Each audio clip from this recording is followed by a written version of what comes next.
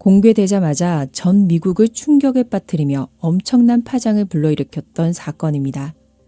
여론의 광풍은 지역사회를 휩쓸었고 결국 범인의 소원대로 온라인 백과사전 페이지에 상세히 기록되며 끔찍한 방식으로 주목을 받게 되었죠. 미국 전역에서는 매년 인구 10만 명당 약 5.6건에서 6.5건의 살인사건이 발생합니다. 그런데 이 수많은 흉악범죄 중 1%에서 2%에 해당하는 사건은 더욱 충격적인 진실을 품고 있죠. 바로 범인이 자신의 가족을 무참히 살해한 경우입니다. 이는 친밀함과 신뢰라는 가족의 본질을 파괴하고 인간 내면의 가장 어두운 곳을 드러냅니다. 가장 평온해 보였던 집안에서 벌어진 상상조차 하기 힘든 그날 밤의 비극. 미지의 미스터리 수첩 지금 시작합니다. 끊어진 911 전화와 피로 물든 집. 사건이 발생한 곳은 오클라호마주 동북부 털사 카운티와 와고노 카운티에 걸쳐 있는 브로큰 에로우 시입니다. 브로큰 에로우라는 지명은 크릭 쪽 언어에서 유래했습니다. 과거에는 농업 중심의 조용한 지역이었지만 지금은 약 11만 명의 주민이 거주하는 주 내 인구 4위 도시이자 주 전체 제조업 및 중공업 순위 3위에 오를 만큼 발전한 산업 중심지입니다. 2015년 7월 22일 심야 23시 32분 브로큰 에로우 경찰서에 긴박한 911 신고 전화가 걸려옵니다. Broken Arrow 911. Hello? Hello. Hi, where are you at? Broken Arrow, Oklahoma 7411. What address? 709 Magnolia Court. Okay. Are you the only one there? No, my brother's attacking my family. Who is it? Do they have... 수화기 너머로 들려오는 목소리는 너무나 앳되고 미약했으며 숨길 수 없는 공포에 떨고 있었습니다. 신고자는 아주 낮은 목소리로 주소를 불렀고 형이 가족을 해치고 있다고 호소했죠. 긴장으로 인해 발음이 웅얼거려 접수원이 내용을 재차 확인해야 할 정도였습니다. 그런데 갑자기 신고자의 말이 끊겼습니다. 전화기 너머의 배경 소음이 흐릿해지더니 무언가 질질 끌리는 소리나 발소리 같은 낮고 기이한 잡음만이 들려왔습니다. 이윽고 정적을 깨고 한 남자의 목소리가 들렸죠. Hello? Hi, what's going on there? 마치 전화가 연결되어 있는지 확인하려는 듯한 낮고 섬뜩한 목소리. 그 직후 전화는 끊어졌습니다. 신고를 접수한 즉시 현장에서 가장 가까이 있던 브렛 버튼 경관과 제키 스미스 경관이 주소지로 급파되었습니다. 심야의 거리는 고요했습니다. 버튼 경관이 집에 접근했을 때 현관복도에 아직 마르지 않은 핏자국이 눈에 띄었습니다. 불길함을 감지한 버튼 경관이 문을 두드렸습니다. 밤 공기를 가르는 노크 소리에도 집안은 묵묵부답이었죠.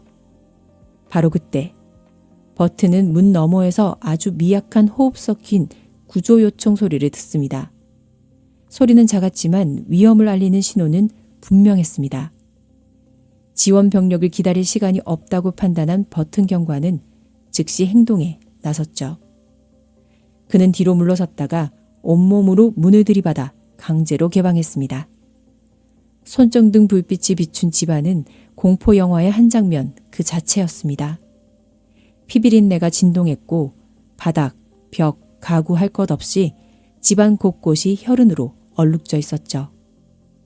현관에서 멀지 않은 곳에 한 소녀가 피범벅이 된 채 웅크리고 있었습니다. 소녀의 호흡은 금방이라도 끊어질 듯 희미했죠. 소녀는 폐와 목에 피가 차올라 쌕쌕거리는 목소리로 힘겹게 버튼 경관에게 말했습니다. 오빠 로버트와 마이클이 가족들을 찔렀어요. 버튼 경관은 즉시 지원을 요청하며 집안 상황을 살폈습니다. 두 경관은 범인이 아직 집안에 숨어 있을지 모른다는 생각에 신중하게 각 방을 수색했죠. 계단 모퉁이에서 성인 남성이 피 웅덩이 속에 쓰러진 채 발견되었고 확인 결과 이미 사망한 상태였습니다. 이어 복도와 침실에서 또 다른 성인 여성과 남자아이가 수많은 자상을 입고 숨진 채 발견되었습니다. 수색은 계속되었습니다. 욕실 문이 굳게 닫혀 있었죠. 문 뒤에 위협이 도사리고 있을지 모르는 긴장된 상황. 경관들이 문을 열자 충격적인 광경이 펼쳐졌습니다. 욕실 안에는 어린 2명의 피해자가 쓰러져 있었고 그들 역시 여러 차례 흉기에 찔려 숨을 거둔 뒤였습니다. 마지막 침실에는 아기 침대가 있었습니다. 버튼 경관의 심장이 내려앉았죠. 다급히 확인해 보니 천만다행으로 침대 속의 여자 아기는 다친 곳 없이 깊이 잠들어 있었습니다. 뒷문이 열려있는 것으로 보아 범인들은 그곳으로 도주한 듯 했습니다. 밖은 이미 어두웠고 무리한 추격은 위험했죠.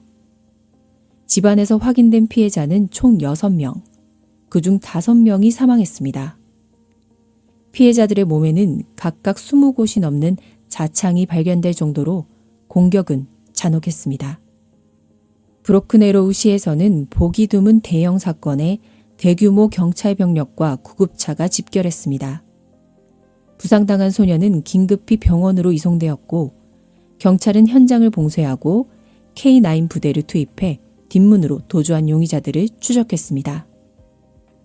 얼마 지나지 않아 현장에서 2km도 채 떨어지지 않은 숲속에서 피투성이가 된 2 용의자가 발견되었습니다.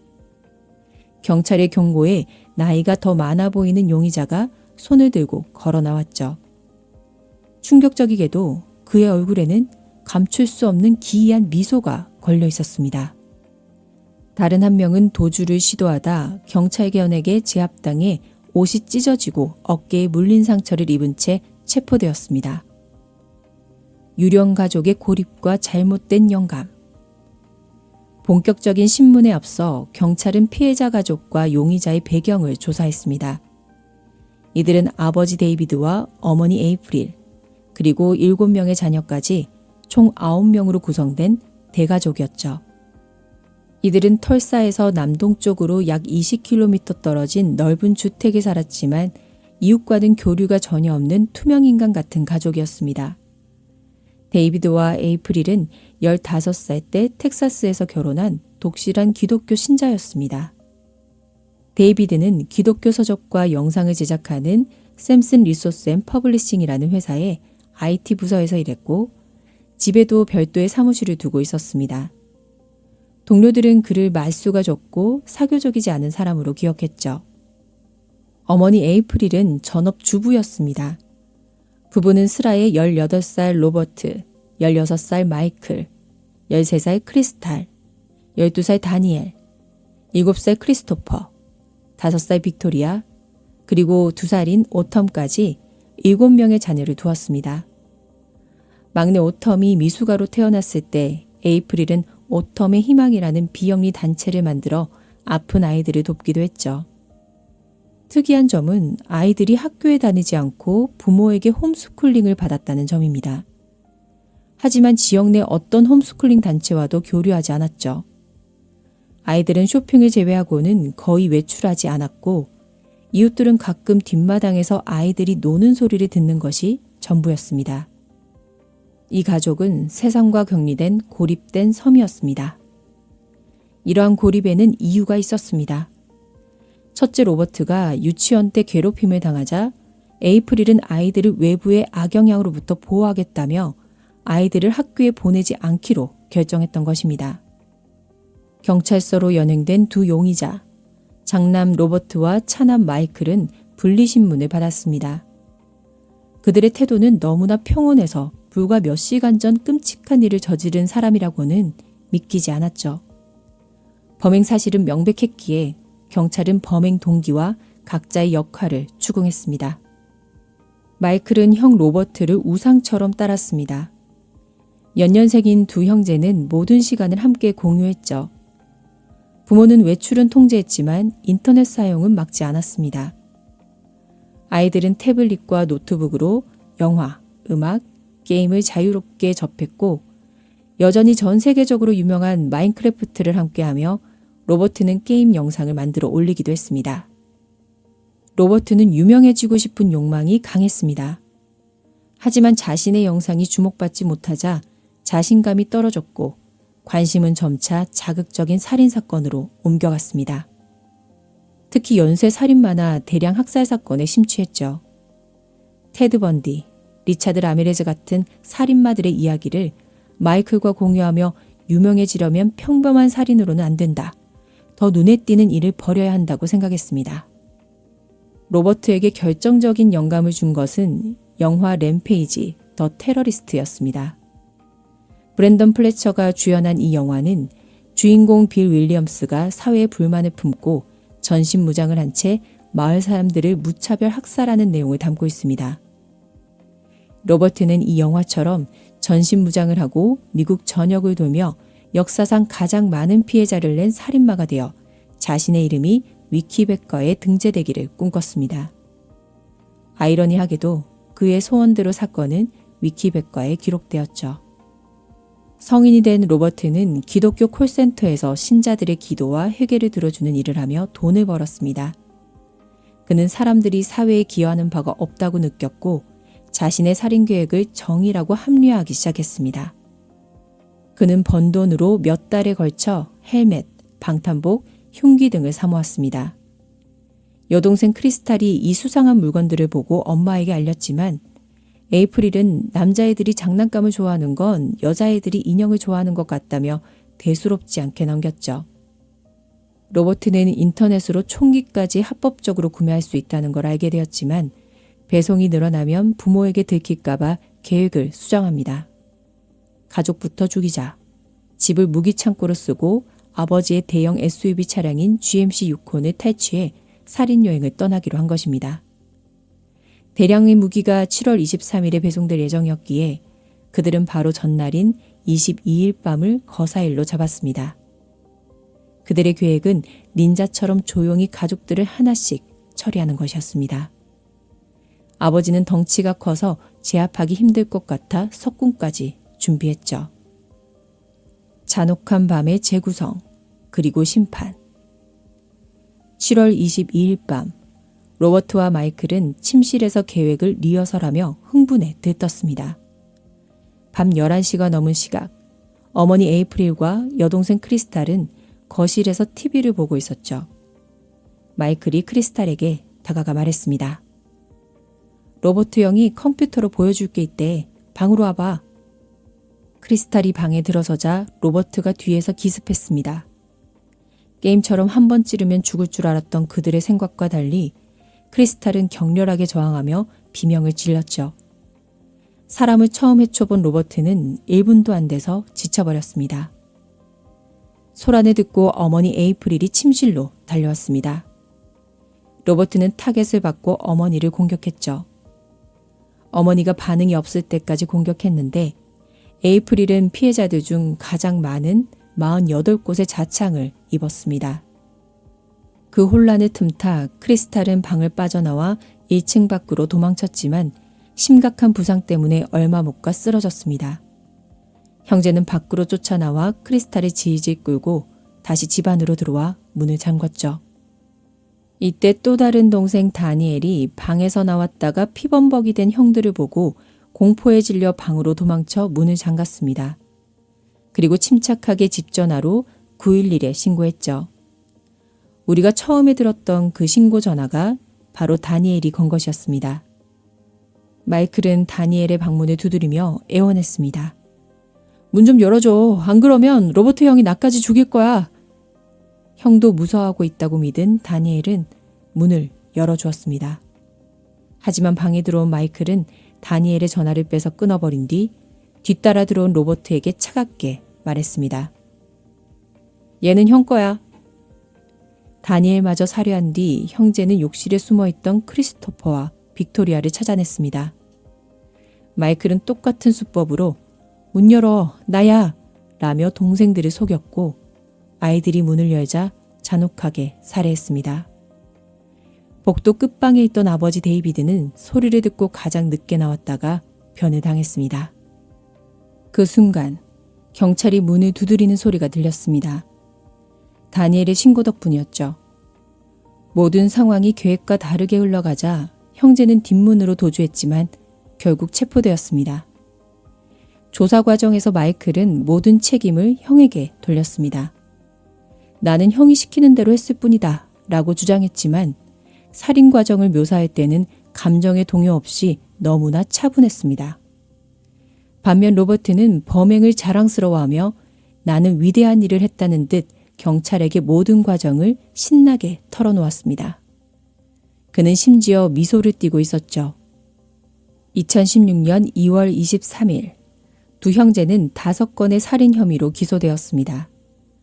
범행 당시 18살이었던 로버트는 오클라호마주 법에 따라 사형 선고가 가능했습니다.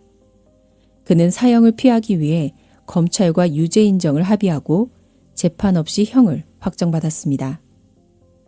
반면 마이클의 변호인은 정신 이상과 형의 강압을 주장하며 무죄를 호소했습니다.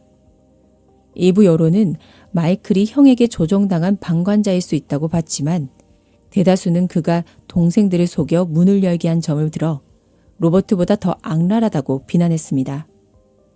마이클의 재판 강행으로 인해 유일한 생존자 크리스탈은 법정에 나와 그날의 끔찍한 기억을 다시 증언해야만 했습니다. 2016년 9월 7일 로버트 비버는 가석방 없는 6번의 종신형을 선고받았습니다. 2018년 4월 16일 마이클의 재판이 털사 법원에서 열렸습니다. 증인으로 출석한 로버트의 모습은 충격적이었죠. 그의 손에는 LWOP, O라는 문신이 새겨져 있었습니다. 이는 가석방 없는 종신형 5회를 뜻하는 조롱 섞인 문신이었습니다. 다른 한 손에는 6번째 종신형을 뜻하는 문신이 있었죠. 그는 법정 대기실에서 웃으며 잡담을 나누기도 했습니다. 로버트는 증언대에서 부모의 학대를 주장했습니다. 부모님은 우리를 인정하지 않고 더 잘하라고만 강요했다. 아버지는 말 더듬증이 있는 마이클을 흔들며 똑바로 말 못하면 입 닥쳐 라고 소리쳤다. 아버지는 치킨과 감자튀김을 먹으면서 우리에게는 땅콩버터 샌드위치만 줬다. 심지어 우리가 닿지 못하게 음식을 높은 곳에 숨겼다. 그는 자신이 로버트라는 배역을 연기하듯 살인을 저질렀으며 마이클은 그저 동생들이 문을 열게 유도하고 2명만 찔렀다며 동생을 감싸려 했습니다. 하지만 생존자 크리스탈의 증언은 결정적이었습니다. 5명의 가족을 잃고 홀로 살아남은 소녀의 고통스러운 진술에 배심원들은 눈물을 흘렸습니다. 결국 2018년 8월 9일 16주간의 재판 끝에 마이클 비버 역시 가석방 없는 5번의 종신형을 선고받았습니다. 이후 2019년 7월 15일 오후 4시 30분경 로버트는 조셉 하프 교도소 휴게실에서 교도관 2명을 흉기로 공격하려다 발각되어 3번의 종신형이 추가되었습니다. 이로써 그의 형량은 총 9번의 종신형이 되었죠. 현재 로버트와 마이클은 각각 조셉 하프 교정센터와 렉싱턴 교도소에 분리수감되어 있습니다. 모든 형기가 연속으로 집행되기 때문에 이 형제가 감옥 밖으로 나올 일은 영원히 없을 것입니다. 부모는 세상의 악으로부터 아이들을 지키겠다며 집이라는 거대한 성벽을 쌓았습니다. 하지만 아이러니하게도 그 철저한 통제와 고립은 아이들을 순수한 영혼이 아닌 끔찍한 괴물로 키워내는 결과를 낳고 말았죠. 진정한 보호란 무조건적인 차단이 아니라 세상과 올바르게 소통하는 법을 알려주는 것이 아니었을까요? 비뚤어진 신념이 빚어낸 이 비극적인 결말이 더욱 씁쓸하게 다가옵니다. 가족을 모두 잃고 홀로 세상에 남겨진 생존자, 크리스탈이 부디 그 깊은 상처를 딛고 평안을 찾기 바라겠습니다. 오늘 영상은 마칩니다. 구독, 좋아요, 댓글은 저에게 늘 큰 힘이 됩니다. 다음 시간에 뵐게요.